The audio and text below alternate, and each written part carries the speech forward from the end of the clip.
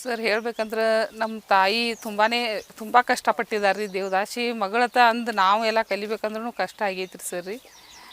ಈಗ ಅವರೆಲ್ಲ ನಮಗೆ ಸಾಲಿ ಕಲಿಸ್ಬೇಕಾದ್ರೂ ಭಾಳ ಕಷ್ಟಪಟ್ಟಿದ್ದಾರೆ ಅವ್ರು.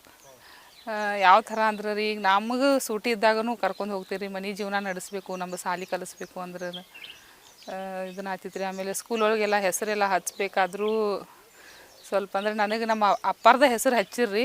ಆದರೆ ನಮ್ಮ ಅಪ್ಪಾರ್ದ ಮದ್ವೆ ಹೆಂಡತಿ ಮಗಳೆಲ್ಲ ನಮಗೆಲ್ಲ ಸ್ವಲ್ಪ ಸಾಲಿ ಒಳಗೆಲ್ಲ ನಮ್ಮ ಅಪ್ಪನ ಹೆಸರು ಯಾಕೆ ನೀ ಹಚ್ಕೊಂಡಿ, ನಮ್ಮ ಅಪ್ಪನ ಹೆಸರು ಯಾಕೆ ನೀ ತೊಗೊಂಡು ಅಂತ ಹೇಳಿ ಹಿಂಗೆ ಸಾಲಿ ಒಳಗೆಲ್ಲ ಸ್ವಲ್ಪ ಜಗಳ ಮಾಡೋದ್ರಿ, ಹಿಂಗೆಲ್ಲ ಆಯ್ತು ರೀ. ಮತ್ತು ನಮಗೆ ಸಾಲಿ ಕಲಿಸ್ಬೇಕಾದ್ರೆ ಒಬ್ರದ್ದು ಮನೆ ಒಳಗೆ 8 ವರ್ಷ ರೀ. ನಂದು 10ನೇ ಮುಗಿಸ್ಬೇಕಂದ್ರೆ ಒಂದೇ ಮನ್ಯಾಗ 8 ವರ್ಷ ಬಾಂಡೆ ಮತ್ತು ಒಗ್ಯಾನ ಅವ್ರ ಮನೆ ಕೆಲಸ ಮಾಡಿ ನಮಗೆ ಸಾಲಿ ಕಲಿಸಿದಾರೆ ಸರ್. ಈ ಸಂಸ್ಥೆದಿಂದ ಅಂದ್ರೆ ಸರ್, ಈ ಸಂಸ್ಥೆ ನಮ್ಮ ತಾಯಿಯವರ ಸಂಸ್ಥೆ, ಅವ್ರ ಮೆಂಬರ್ ಆದ್ರಿ. ಅಲ್ಲಿ ಅವ್ರದ್ದಾದಂಥ ಒಂದು ಸಂಸ್ಥೆ ಮಾಡ್ಕೊಂಡಾರ್ರಿ. ಆಮೇಲೆ ನಮಗೆ ಮುಂದೆ ಎಜುಕೇಷನ್ ಎಲ್ಲ ಕಲಿಬೇಕಾದ್ರೆ ಸರ್ ಆ ಸಂಸ್ಥೆದಿಂದ ಭಾಳ ಹೆಲ್ಪ್ ಆಗೈತ್ರಿ ನಮ್ಮ. ಹಾಂ ಸರ್, ಅವ್ರಿಗೆ ಮೊದಲೆಲ್ಲ ನಮಗೂ ಸ್ವಲ್ಪ ಇವ್ರಿಗೆಲ್ಲ ದೇವದಾಸಿ ಅಂತಾರಪ್ಪ ನಮ್ಮ ತಾಯಿಗಳಿಗೆಲ್ಲ ಅಂತಿದ್ವಿ ರೀ ಸರ್. ಆದರೆ ಈಗ ಆ ಸಂಸ್ಥೆ ಒಳಗೆ ನಾವು ಕೆಲಸ ಮಾಡೋದ್ರಿಂದ ರೀ, ಅವರು ಎಲ್ಲರ ಥರ ಮಹಿಳೆಯರ ತಂದು ತಿಳ್ಕೊತೀವಿ ರೀ.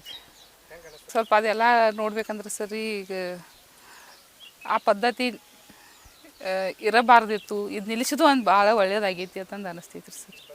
ಸರ್ಕಾರಕ್ಕೆ ನಾವು ಸಾಕಷ್ಟು ಸಾರಿ ಸರ್, ಬೆಳಗಾವಿ ಜಿಲ್ಲೆ ಒಳಗೆ ಹೆಂಗೆ ಸಂಪೂರ್ಣವಾಗಿ ಪದ್ಧತಿ ನಿರ್ಮೂಲನೆ ಆಗೈತಲ್ಲ, ಅದೇ ಥರ ಬೇರೆ ಜಿಲ್ಲೆ ಒಳಗೂ ನಿಲ್ಲಿಸಬೇಕು ಅಂತಂದು ಹೇಳ್ತೀವಿ ರೀ ಸರ್.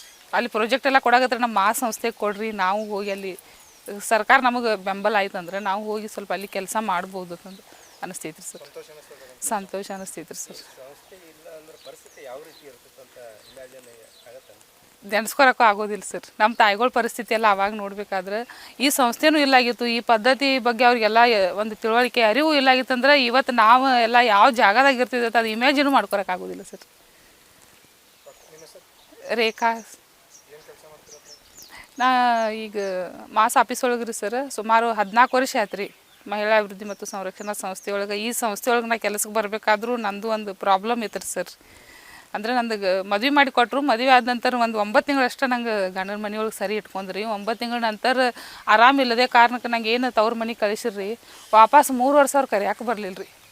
ಕರ್ಯಾಕೆ ಬರದೇ ಇದ್ದಾಗ ಅವ್ರದ್ದು ನಮ್ಮ ತಾಯಿಯವ್ರದ್ದು ಒಂದು ಸಂಸ್ಥೆ ಐತೆ ಅಂತ ಹೇಳಿ ನಮ್ಮ ಸಂಸ್ಥೆಗೆ ಒಳಗೆ ನಮ್ಮ ಮೇಡಮ್ ಅದಾರು, ಅಲ್ಲಿ ಹೋಗಿ ನಾವು ಭೇಟಿ ಆದ್ವಿ ಅಂದ್ರೆ ಅವ್ರಿಗೆ ನಮ್ಗೆ ಏನಾರು ಒಂದು ಸಜೆಷನ್ ಸಿಗ್ತೈತೆ ಅಂತ ಹೇಳಿ ನನಗೆ ಅಲ್ಲಿ ಆಫೀಸಿಗೆ ಕರ್ಕೊಂಡೋಗಿ ಭೇಟಿ ಮಾಡಿಸಿದಾಗ ರೀ, ಅವಾಗ ಅವ್ರಿಗೆಲ್ಲ ಹೇಳಿದ್ರು ನಾವು ಇದ್ದ ಪರಿಸ್ಥಿತಿ ಎಲ್ಲ ಹಿಂಗೆ ಮಾಡಿ ಕೊಟ್ಟಿದ್ದೀವಿ ರೀ, ಹಿಂಗೆ ಆಗೈತೆ ಅಂತ ಅಂದಾಗ ರೀ, ಸಾಲಿ ಎಷ್ಟು ಆಗೈತಿ ಕೇಳಿರಿ, 12ನಂತೆ ಮುಗ್ದೈತ್ರಿ ಅಂದ ಕೂಡಲೇ ಅಲ್ಲಿ ಒಂದು CDC ಅಂತ ಹೇಳಿ ಹೊಸ ಪ್ರಾಜೆಕ್ಟ್ 2008 ಒಳಗೆ ಬಂದಿತ್ತು ರೀ ಸರ್.